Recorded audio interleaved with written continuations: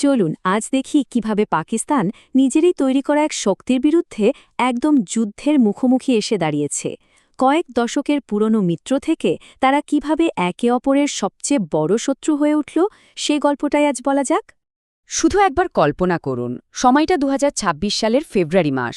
ইসলামাবাদের রাওয়ালপিন্ডি গ্যারিসনের ভেতরে পাকিস্তানের টপ জেনারেলরা একটা জরুরি মিটিংয়ে বসেছেন। তাদের সামনের বিশাল স্ক্রিনে ভেসে উঠছে কাবুলের অলিগলি, টিটিপির গোপন আস্তানা আর তালেবানের অস্ত্রভাণ্ডারের রিয়েল টাইম স্যাটেলাইট ছবি। তাদের সামনে আজ এক অদ্ভুত, বলা যায় এক বিরাট উভয় সংকট। যে শক্তিকে তারা একদিন নিজেদের হাতে গড়ে তুলেছিল, আজ তাদেরকেই ধ্বংস করার প্ল্যান করতে হচ্ছে। আর ঠিক ওই মুহূর্তে পাকিস্তানের প্রতিরক্ষা মন্ত্রী এমন একটা ঘোষণা করলেন যা পুরো বিশ্বকে চমকে দিল। তিনি বললেন, পাকিস্তানের ধৈর্যের বাঁধ ভেঙে গেছে এবং তারা এক সর্বাত্মক যুদ্ধের ঘোষণা করছে। শুনলেই তো মনে হয় এই যুদ্ধ নিশ্চয়ই ভারতের বিরুদ্ধে, তাই না? কিন্তু না, একদমই না। এই যুদ্ধ ঘোষণা করা হলো আফগানিস্তানের তালেবান সরকারের বিরুদ্ধে। হ্যাঁ, যা শুনছেন একদম ঠিক। সেই তালেবান যাদেরকে পাকিস্তানের গোয়েন্দা সংস্থা আইএসআই টাকা, অস্ত্র আর ট্রেনিং দিয়ে তিলে তিলে বড় করে তুলেছিল, আজ পাকিস্তান তাদের বিরুদ্ধেই যুদ্ধের ঘোষণা দিচ্ছে। এটা আসলেই এক অবিশ্বাস্য আর অচিন্তনীয় পরিস্থিতি।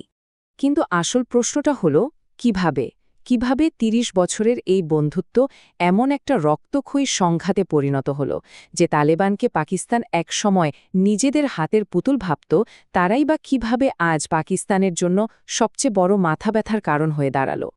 এই প্রশ্নের উত্তরটা লুকিয়ে আছে ইতিহাসেই। এর জন্য আমাদের একটু পেছনে ফিরে যেতে হবে, যেখান থেকে এই জটিল গল্পের শুরু। গল্পের শুরুটা হয় ১৯৯৪ সালে। পাকিস্তানের গোয়েন্দা সংস্থা আইএসআই মোল্লা ওমর নামে এক সাধারণ মাদ্রাসার শিক্ষককে একটা অবিশ্বাস্য প্রস্তাব দেয়। তাকে অস্ত্র, টাকা আর ট্রেনিং দেওয়া হবে, বিনিময়ে তাকে আফগানিস্তানের ক্ষমতা দখল করতে হবে। ভাবা যায়, মাত্র ২ বছরের মধ্যে ১৯৯৬ সালে তালেবান সত্যি সত্যি কাবুল দখল করে সরকার বানিয়ে ফেলে।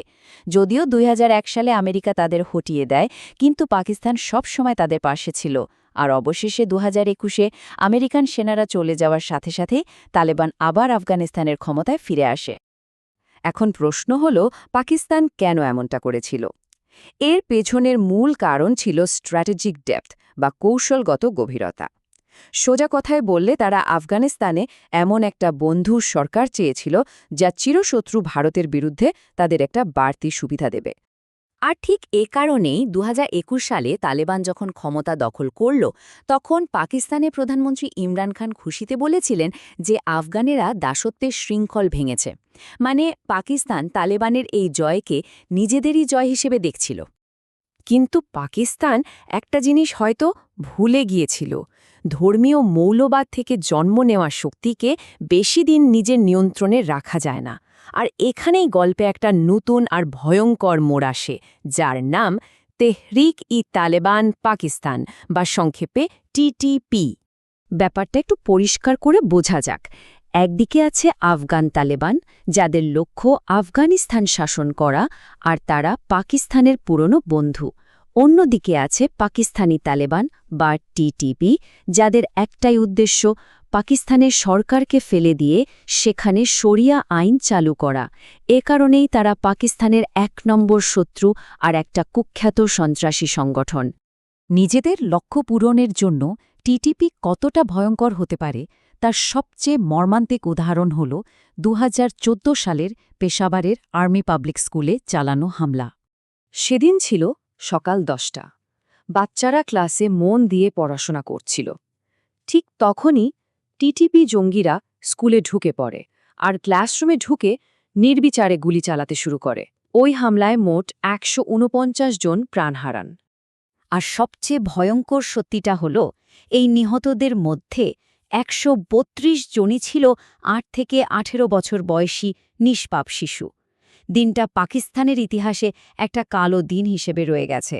২০২১ সালে আফগান তালেবান ক্ষমতায় আসার পর থেকে টিটিপির হামলা যেন আরও বেড়ে যায়। এই চারটা দেখলেই ব্যাপারটা পরিষ্কার হবে। দেখুন ২০২৪ সালে যেখানে পাকিস্তানের সন্ত্রাসী হামলায় ২,২36 জন মারা যায়, সেখানে মাত্র ১ বছরের ব্যবধানে ২০২৫ সালে সংখ্যাটা প্রায় দ্বিগুণ হয়ে ৪,০০০ একে গিয়ে দাঁড়ায়। পরিস্থিতি এতটাই খারাপ হয়ে যায় যে পাকিস্তানের সেনাপ্রধান টিটিপিকে দেশের প্রধান শত্রু হিসাবে ঘোষণা করতে বাধ্য হন। কিন্তু এখানেই কাহিনীতে আসল টুইস্টটা আসে, যা পাকিস্তানকে এক অসম্ভব উভয় সংকটের মধ্যে ফেলে দেয়। অদ্ভুত ব্যাপার হল, পাকিস্তানের সবচেয়ে বড় শত্রু এই টিটিপিকে আশ্রয় দিচ্ছে আর কেউ নয়, তাদেরই বহু বছরের বন্ধু আফগান তালেবান। হ্যাঁ, আফগান তালেবান টিটিপিকে নিজেদের দেশে নিরাপদ আশ্রয় দিয়ে পাকিস্তানকে এক ভয়াবহ প্যাচে ফেলে দিয়েছে। পাকিস্তানের দাবিটা কিন্তু খুব সহজ, আফগান তালেবানকে টিটিপির বিরুদ্ধে অ্যাকশন নিতে হবে। কিন্তু তালেবান সেটা করতে পারছে না, কারণ তারা ভয় পাচ্ছে টিটিপির ওপর চাপ দিলে তাদের হাজার হাজার যোদ্ধা দল ছেড়ে তাদের সবচেয়ে বড় শত্রু আইসিসকে এর সাথে যোগ দেবে, আর তেমনটা হলে তাদের নিজেদের শাসনই বিপদে পড়ে যাবে। এই জটিল উভয় সংকটের কারণেই কোনো সমাধান বেরোচ্ছে না। আর এই পরিস্থিতির মধ্যে দিয়েই আমরা গল্পের চূড়ান্ত পরিহাসের দিকে চলে এসেছি, যা পাকিস্তানের কয়েক দশকের স্ট্র্যাটেজিকে এক মুহূর্তে ধুলোয় মিশিয়ে দিয়েছে। একবার ভাবুন তো, পাকিস্তান তালেবানকে কেন তৈরি করেছিল? ভারতের বিরুদ্ধে স্ট্র্যাটেজিক ডেপথ বা কৌশলগত সুবিধা পাওয়ার জন্য। আফগানিস্তানকে ভারতের বিরুদ্ধে একটা ঢাল হিসেবে ব্যবহার করাই ছিল তাদের মূল উদ্দেশ্য। কিন্তু আজ কি হচ্ছে, যে তালেবানকে বানানো হয়েছিল ভারতের বিরুদ্ধে একটা অস্ত্র হিসেবে, সেই তালেবানই আজ ভারতের সাথে ব্যবসা বাণিজ্যের চুক্তি করছে, ভারতীয় কোম্পানিগুলোকে নিজেদের দেশে বড় বড় প্রজেক্ট তৈরির কাজ দিচ্ছে। ভারতকে তারা এখন একটা গুরুত্বপূর্ণ পার্টনার হিসেবে দেখছে। তাহলে পুরো ঘটনাটা কি দাঁড়ালো? পাকিস্তান তালেবানকে তৈরি করেছে, সেই তালেবান টিটিপিকে আশ্রয় দিয়েছে, আর সেই টিটিপি এখন পাকিস্তানকে আক্রমণ করছে। সোজা কথায়, পাকিস্তান এখন নিজের লাগানো আগুন নেভানোর জন্যই মরিয়া হয়ে লড়ছে। কিন্তু প্রশ্ন হল, পাকিস্তান কি আদৌ এই আগুন নেভাতে পারবে? আর নিজের তৈরি করা এই ভুলের মাসুল আর কত নিরীহ মানুষকে প্রাণ দিয়ে শোধ করতে হবে?